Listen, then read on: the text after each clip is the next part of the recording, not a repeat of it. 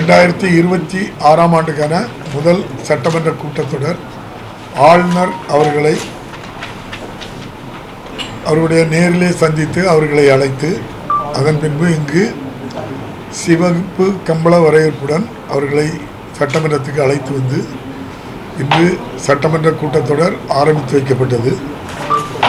தொடர்ந்து நாளையும் சட்டமன்ற கூட்டத்தொடர் இருக்கின்றது. நாளை முன்னாள் சட்டமன்ற உறுப்பினர்கள் சிலர் இறப்பு குறித்து இரங்கல் குறிப்போம். இப்போது சட்டமன்ற உறுப்பினராக இருந்த பொன்னுசாமி அவருடைய இறப்பு குறித்து இரங்கல் குறிப்போம் நாளைக்கு வாசிக்கப்பட்டு, அதோடு பல முக்கிய பிரபலங்களுடைய இரங்கல் குறிப்போம் நாளைக்கு வாசிக்கப்பட்டு, அத்துடன் நாளைக்கு பேரவை முடிவு பெற்றுவிடும். நாளை மறுநாள் 22, 23 ஆகிய 2 தினங்களில் சட்டமன்ற கூட்டத்தொடர் முழுமையாக நடைபெறும். காலை கேள்வி பதிலுடன் தொடர்ந்து விவாதமும் ஆளுநர் உரையின் மீது விவாதமும் நடைபெறும். 24ஆம் தேதி காலை கேள்வி பதில் முடிந்தவுடன் மாண்புமிகு முதல்வர் அவர்களுடைய பதில் உரையுடன் நிறைவு பெறும். நன்றி. முதல் பேரவையில் முக்கியமான நிகழ்வு நடந்தது. அது ஒரே ஒரு குற்றச்சாட்டு, மைக் ஆஃப் பண்ணப்பட்டுச்சு அப்படின்னு கவர்னர் குற்றச்சாட்டு நீங்களே பார்த்துட்டு தானே இருந்த மைக் யார் ஆஃப் பண்ண. பொதுவாக சபாநாயகர் பேச ஆரம்பிக்கும் போது மற்ற உறுப்பினர்களுடைய மைக் ஆஃப் பண்ணது வழக்கம், அந்த வழக்கத்தின்படி ஆஃப் பண்ணப்பட்டுச்சு. இதில் ஒன்றும் தவறுன்னு நடக்கலையாங்க.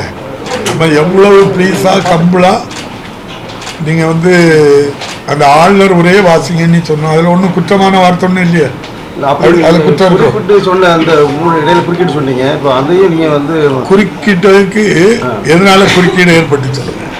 அவர் பேசுறத நீங்கள் சபையில் என்ன பேசுறாங்கன்னு, சபையில் 234 சட்டமன்ற உறுப்பினர் மக்களால் தேர்ந்தெடுக்கப்பட்டவங்க மட்டும்தான் பேசுறதுக்கு அனுமதி.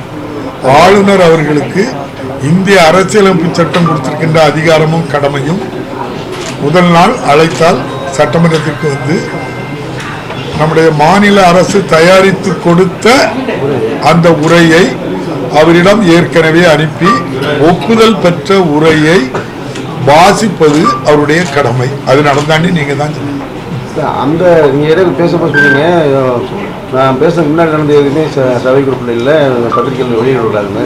நீங்கள் குறுக்கிட்டு பேசுறத சேர்க்கணுமா வேண்டாமா? நாங்கள் பேசுறது தான் இருக்குமா அவையில். நாங்கள் சபை நாகரிகமாட்டு சபை மரபுப்படி சட்ட திட்டத்துக்கு உட்பட்டு தானே நாங்கள் பேசுகிறோம். நாங்கள் பேசுறது இருக்கும். இடையில சலசலப்புகள், அந்த மரபுக்கு எதிராக பேசக்கூடிய வார்த்தைகள் என்னன்னு சொல்லுவோம். அதுகளை மட்டும் நீங்கள் நம்ம சட்டமன்றத்தில் கேட்டு வாங்கி அதை மட்டும் பிரசுரிங்க சார். அதே மாதிரி வெளில போனோடனே ஒரு ஸ்டேட்மெண்ட் தவறான தகவல் கொடுக்கப்பட்டதுன்னு ஒரு புறப்பட்ட சில நிமிடங்களிலேயே மைக் ஆஃப் பண்ணப்பட்டது அப்படிங்கிறதையும், அதுக்கப்புறம் ஒரு 12 அரசின் மீது பல்வேறு குற்றச்சாட்டு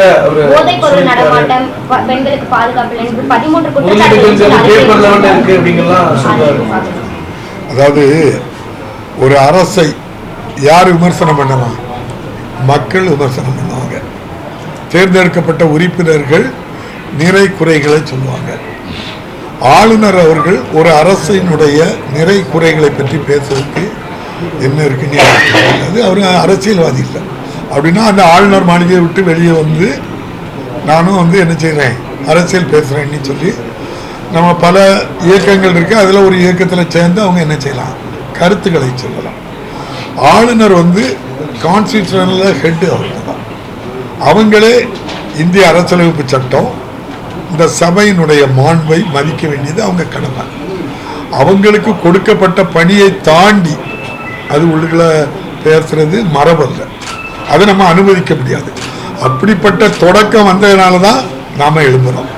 இப்போ நான் சபாநாயகர் எழும்பி எனக்கு மைக் இருக்கும்போது மற்றவங்க கேட்கறதுக்காக மற்ற மைக்குகள் நிறுத்தப்படுவாங்க. அதே போல தான் அவங்களுடைய மைக்கப்போ ஒர்க் பண்ணியிருக்காம இருந்திருக்கும்.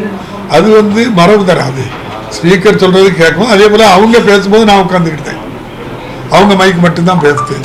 அப்போது அந்த மரபு படி போகுதா, பேரவை விதிப்படி போகுதா, கான்ஸ்டியூஷன் படி பேசுகிறாங்களா? அவங்களுக்கு கொடுக்கப்பட்ட கடமை கவர்னர் உரையை அவங்க வாசித்து இந்த சட்டமன்றத்துக்கு அளிக்கணும், அவ்வளோதான்.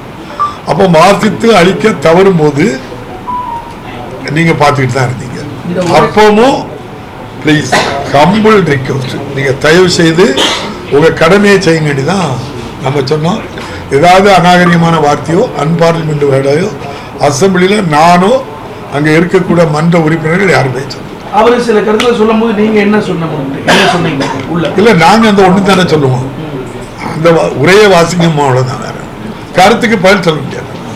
அவங்க கருத்து 234 பேர் தான் கருத்து சொல்ல முடியும், வேற யாரும் உங்களுக்கு கருத்து சொல்ல முடியாது. முதலமைச்சர் ஒரு முக்கியமான விஷயத்த சொல்றாங்க. அதாவது ஆண்டு தொடக்கத்துல கவர்னர் உரைங்கிட்டு ஒரு அம்சம், ஒரு மரபு சட்டசபையில் இடம்பெறுது. அது இப்போ வேண்டான்னு நினைக்கிற அளவுக்கு கொண்டு அது சம்பந்தமா தீர்மானம் எதுவும் இந்த கூட்டத்தொடர் அரசு முடிவெடுக்கும்.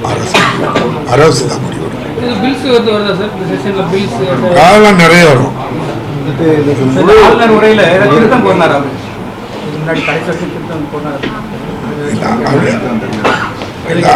தம்பி, அது ஒரு அரசு எழுதி கொடுக்கக்கூடியதை உறுதிப்படுத்தப்பட்ட பிறகுதான் அது சட்டமன்றத்துக்கு வந்திருக்கு. எல்லாரும் இருக்கல, நான் ஒன்றும் கேட்க நீங்க கேளுங்களா. பாராளுமன்றத்தில் ஜனாதிபதி உரைய இப்படி பண்ணுவாங்களா சொல்லுங்க, நீங்க தான் சொல்லணும். துணை ஜனாதிபதி தன்கர் ஐயாவுக்கு என்ன நிலை ஏற்பட்டு அவர் என்ன குற்றம் பண்ணார்? ஒண்ணுமே பண்ணாரு. அவன் உங்களுக்கு ஒரு நியாயம் எங்களுக்கு ஒரு நியாயம், அதை கேட்க முடியுமா? அதெல்லாம் நிறைய விஷயங்கள் இருக்கும். அதை என்ன செய்ய முடியாது, அசம்பிளிக்குள்ள பேச முடியாது. எங்களுக்கே 100 கருத்து இருக்கு, நாங்க என்ன சொல்ல முடியாது. இப்போ இந்த அரசுக்கு எவ்வளவு நெருக்கடி கொடுக்குறாங்க. நீங்க இன்னைக்கு சட்டமன்றத்தில் நீங்க வாசிக்கும் போதே நீங்க பார்த்துருக்கீங்க. சமக்கர சிக்ஷா அபியான், கல்விக்கு 2 லட்சம் டீச்சர்ஸ் விவகாரம் 3548 கோடி ரூபாய் தரல. ஜல்ஜீவன் திட்டம் 2 வருஷமாட்டு 3112 கோடி ரூபாய் தரல. அதே போல 2வது மெட்ரோ திட்டத்துக்கு 9500 கோடி ரூபாய் தரல. அதே போல அந்த பெரும் துயர சம்பவங்கள் நடந்ததுக்கு, இயற்கை பேரிடருக்கு 37,000 கோடி ரூபாய் தரல. 55,059 கோடி ரூபாய் தர வேண்டிய பாக்கி இருக்கு. இதுவரை ஊரக வேலைவாய்ப்பு திட்டம் கிட்டத்தட்ட 10,000 கோடி ரூபாய் அவங்க தருவாங்க. அது 90-10ங்கிற முறையில் பண்ணுவாங்க. இப்போ இந்த இடம் என்ன சொல்லிட்டாங்க, 6,000 கோடி ரூபாய் தர மறுத்துட்டாங்க. அப்படின்னா என்ன அர்த்தம்? இதுவரை வேலையை தேர்ந்தெடுக்கிறது அந்தந்த பஞ்சாயத்து வேலை செய்கிற மக்கள். இப்போ ஒரு பஞ்சாயத்துலேருந்து இன்னொரு பஞ்சாயத்து போன்னு சொன்னா யார் போவாங்க?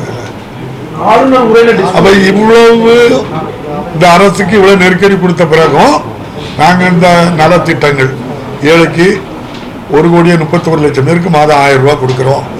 காலை சிற்றுண்டி 20 லட்சம் பேருக்கு கொடுக்கிறோம். 12 லட்சம் பேருக்கு மாதம் 1000 ரூபாய் உயர்கல்விக்கு கொடுக்கிறோம். மக்களை தேடி மருத்துவம் கொடுக்கிறோம். இவ்வளவு வெல்ஃபேர் ஸ்கீமையும் என்ன செய்யிட்டு இருக்கோம். இவ்வளவு நெருக்கடிக்கு இடையிலையும் பண்ணி 2003 தமிழ்நாட்டில், 2004 இந்தியா முழுதும் வாஜ்பாய் அவர்கள் பிரதமராக இருக்கும்போது, தமிழ்நாட்டில் மாண்புமிகு அம்மையார் ஜெயலலிதா அவர்கள் இருக்கும்போது பழைய ஓய்வூதியம் நிறுத்தப்பட்டது. இந்த புதிய ஓய்வூதியத்தை நிறுத்திட்டு எத்தனை வருஷத்துக்கு பிறகு நம்முடைய மாண்புமிகு முதல்வர் நம்முடைய அரசு ஊழியர்கள், ஆசிரியர்கள், பணியாளர்களுடைய பழைய ஓய்வு திட்டத்தையும் கொடுத்து, ஃபேமிலி பென்ஷனையும் கொடுத்து, அவங்களுக்கும் ஃபேமிலி பென்ஷனுக்கும் படி என்ன கொடுத்தாலும் அதுவும் உண்டு. நீங்க எல்லாம் சொல்லணும்ல தம்பி, இவ்வளவு நெருக்கடி இதுல ஒரு அரசு செயல்படுது. எவ்வளவு ஜனநாயகத்தோடு நம்ம அவங்கள போய் நேரில் போய் சபாநாயகர் போய் கூப்பிட்டு நானும் செக்ரட்டரியும் வாங்கன்னு சொல்லி வந்திருக்காங்க. ஏதாவது குறைவச்சமா சொல்லுங்க, இதில் எந்த குறையும் வைக்கிறது அவ்வளவு கண்ணியமா.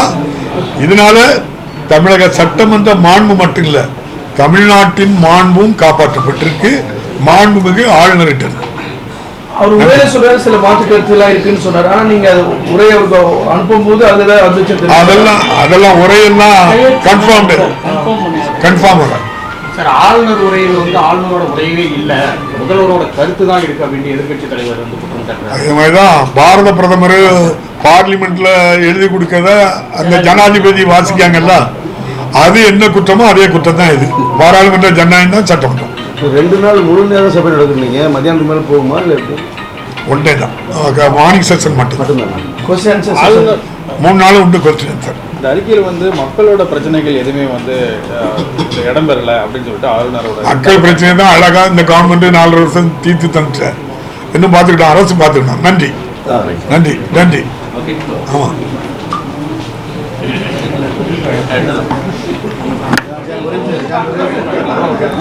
நேஷனல் ஆந்தம் இஷ்யூ கூட நம்ம மரபு இதை மாற்றமே கிடையாது. தமிழ்நாட்டில் சட்டமன்றத்தில் இந்த மரபு ஒருபோதும் மாற்றப்படாது. முதல்ல தமிழ்தாய் வாழ்த்து தான், நிறைவாக தேசிய கீதம். இது மரபு, இது தொடரும். இதில் எந்த மாற்றமும் பண்ண முடியாது. யாருக்கும் பயந்து இந்த அரசு நடக்காது, சட்டமன்றமும் நடக்காது. நன்றி, வணக்கம்.